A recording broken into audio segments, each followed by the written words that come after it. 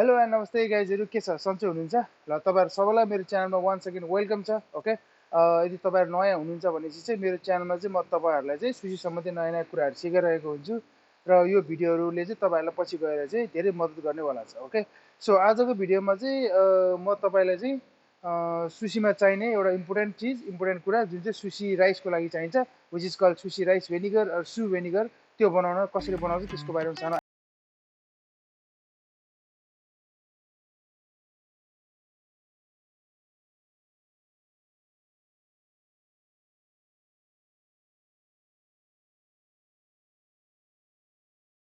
सबैभन्दा होइन सुसीमा अब सुसीको बारेमा सबै कुरा सिकिसक्नु भइसकेपछि तपाईँहरूलाई चाहिने भनेको चाहिँ सुसीमा बनाउनलाई सुसी राइस भिनिगर हो कि सुसी राइस भिनिगर कसरी बनाउनु त्यो त आइडिया त चाहियो सानो कुरा होइन त्यसको बारेमा चाहिँ म तपाईँलाई एउटा सिम्पल तरिकाले हो कि त्यो बेसी कम्प्लिकेटेड गर्नु पर्दैन सुसी राइस भिनिगरहरू बनाउन खासै कम्प्लिकेटेड गर्नु पर्दैन हो क्या सिम्पल कुराहरू हुन्छ जस्ट तपाईँले अहिलेको लागि चाहिँ सिर्फ तिनवटा आइटम ले नै बनाउन सक्नुहुन्छ हो कि सुसी राइस भिनिगर त्यो भनेको चाहिँ तपाईँहरूलाई एउटा एउटा राइस भिनिगर चाहिन्छ अनि एउटा चिनी चाहिन्छ अनि एउटा साल्ट हो क्या नुन यति भयो हुन्छ हो क्या तपाईँहरूलाई चाहिँ अहिले यसको बारेमा चाहिँ धेरै धेरै त्यो कम्प्लिकेटेड बनाइराख्नु पर्दैन कुरालाई हो क्या अब चाहिँ तपाईँहरूलाई चाहिँ यो सुसी राइस भिनिगरको बारेमा सानो एउटा कुरा गर्छु ओके यदि म चाहिँ अरूले जस्तो तपाईँलाई चाहिँ यदि यो एमाउन्ट यदि सानो सानो पोर्सनमा चाहिँ सिकाउँदिनँ यो सुसी राइस भिनिगर होइन किनभने चाहिँ प्र्याक्टिकल कुरामा प्र्याक्टिकल कुरामा जाँदाखेरि चाहिँ अब नर्मली तपाईँहरू सुसी रेस्टुरेन्टमा काम गर्नुहुन्छ होला सुसी रेस्टुरेन्टमा काम गर्न इच्छुक हुनुहुन्छ भनेपछि चाहिँ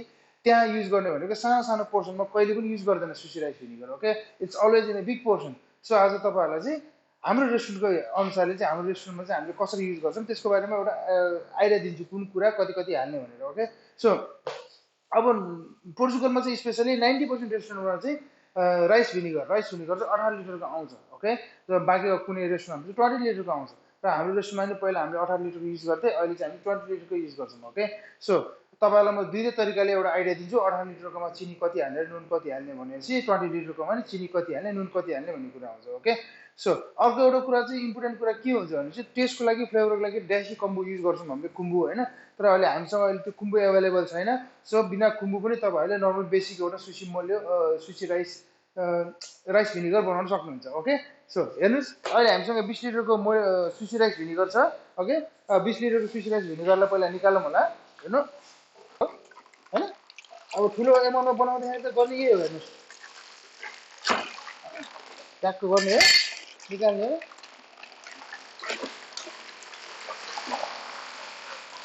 ओके राइस भिनिगर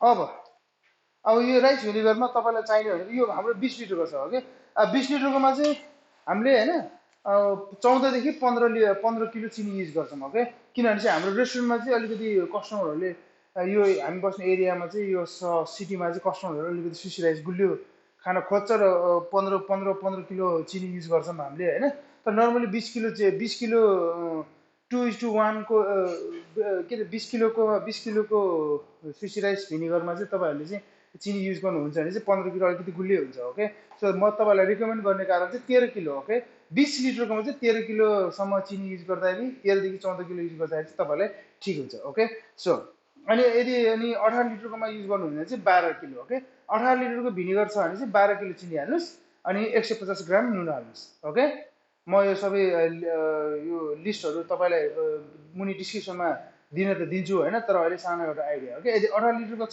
भनेपछि 12 किलो चिनी अनि 150 ग्राम नुन बस यति हो अहिले हामीसँग 20 किलो छ र 20 किलोमा म हाल्न गइरहेको छु 14 किलो चिनी अनि 250 ग्राम नुन ओके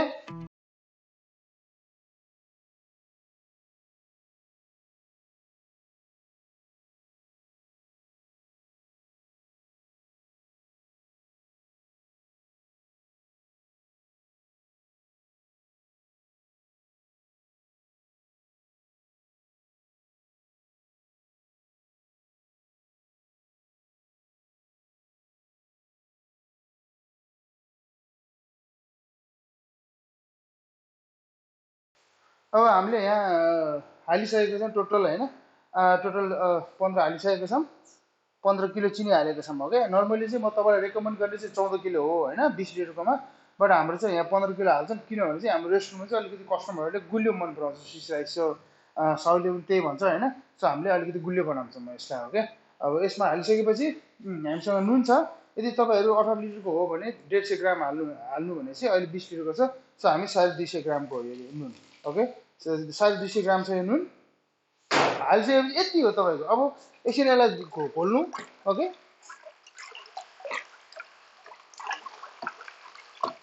खोल्ने हो। ओके, एकछिन यसलाई घोल्न दिनु। अनि यसमा चाहिँ पछि तपाईँहरूसँग एभाइलेबल छ भने चाहिँ देसी खुम्बु खुम्बु भनेर भन्छ, विच इज यो एउटा ड्राई सिविड नै हो होइन। यसले चाहिँ जस्ट छुट्टै खालको फ्लेभर दिन्छ। ओके, त्यो सी समुद्र टाइपको फ्लेभर दिन्छ, त्यसको लागि हो।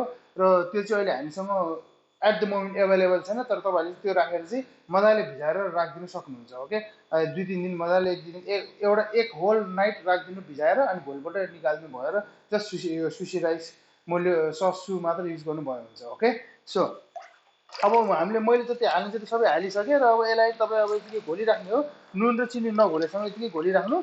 त्यसपछि अनि तपाईँको सुसी राइस भिनेगर रेडी हुन्छ। हामीसँग यहाँ छ अर्को एक्स्ट्रा, हेर्नु यस्तो हुन्छ। पछि तपाईँले चिनी घोलिसकेपछि हल्का लेदो हुन्छ, अहिले अलि पातलो छैन, यस्तो हुँदै जान्छ। चाख्नु कस्तो हुन्छ भनेपछि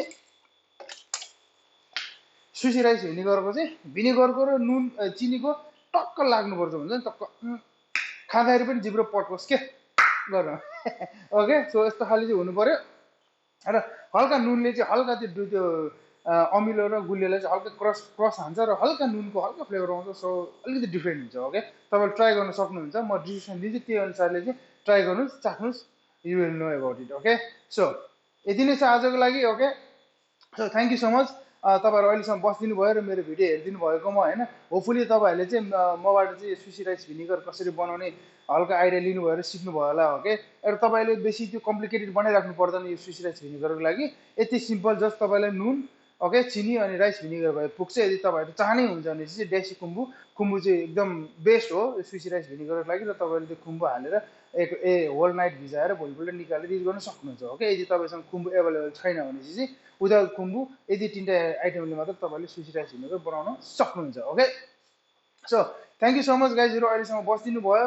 होपफुली मैले तपाईँहरूलाई केही सिकाउनको सफल भयो होला र तपाईँले नि मबाट केही कुरा सिक्नुभयो होला। ओके, र यसको लागि तपाईँहरू सबैलाई धेरै धेरै धन्यवाद। र प्लिज यसरी नै मेरो भिडियोमा आइदिइराख्नु होला र लाइक गरिदिइराख्नु होला, कमेन्ट गरिदिनु होला। ओके, साथीभाइहरूलाई भनिदिनु होला जसलाई चाहिँ सुसी सम्बन्धी इच्छुक छ सिक्नको लागि, उनीहरूको लागि पनि भनिदिनु होला, मेरो च्यानलको बारेमा भनिदिनु होला। ओके।